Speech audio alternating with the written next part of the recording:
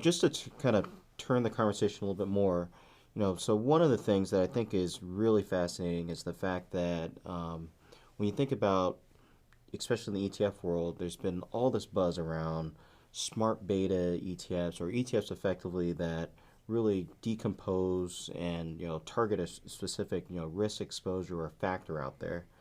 And what would you say are kind of your thoughts or views on that, and the use of whether it's factor models or other risk appropriate systems? Fantastic, and I think they're fantastic. I think they're necessary. I think they're critical. I believe that it's the future of your business, our business, will be on deploying those more and more and more. And here's why. Again, when I was a kid growing up in this business, we would do an asset allocation study and we would look at a portfolio. And I remember very specifically, like with pension plans, we would say, you know what? Your target allocation is 60/40. And what that means to us is that sometimes it could be 70/30 and sometimes it could be 50/50, right? So we're going to put 10% collars around that. But no one ever thought about what that meant behaviorally. Hmm. And the reason for it is what we focused on, and similarly, we think you'd be 17% in investment technology and 15% in automotives and little collars around them, and no one ever thought about what it meant behaviorally. So that's because we were doing footprint investing, as I like to call it. Right? You put your foot in the ground and you say, hey, here's where I am. And by the way, I'm within the guidelines that you said I'm allowed to be in my footprint, right? So Yeah. here's where I am. What we've evolved to is that people have started to understand, and some of us learned the hard way, that just understanding the footprint doesn't help you. It only tells you where you are.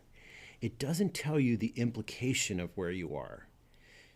The advanced tools that we now have looking at some of the underlying factors that affect a portfolio, whether it's beta or the cap bias or the volatility bias or the momentum bias, these kinds of things, you need to measure and manage those so that when you look at a footprint, you not only know where you are, but you understand the implications of them from something that I call your DNA of your portfolio.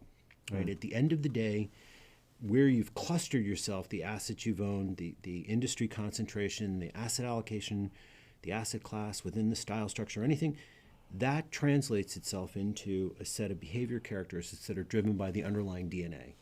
And so when I talk to investment professionals, in addition to the fact that they think that I'm nuts about this, the beta, the momentum, the things that are hard to understand and can't be seen from a footprint, those become DNA components of the portfolio that matter. They really either detract from or add to the risk in the portfolio. That to me has been a huge, huge change in the business. And with the firms producing more of the smart beta, more of the factor style portfolios, it gives you and your colleagues here at CLS better tools to manage the underlying DNA, because at the end of the day, you're managing behavior. Yeah. Right?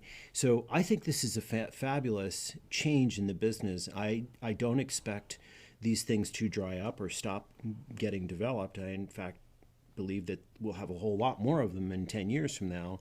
But people who have more of a quantitative framework, and a place like CLS where they pride themselves on managing risk exposures, you now have these beautiful tools at your disposal that we didn't have when we were kids.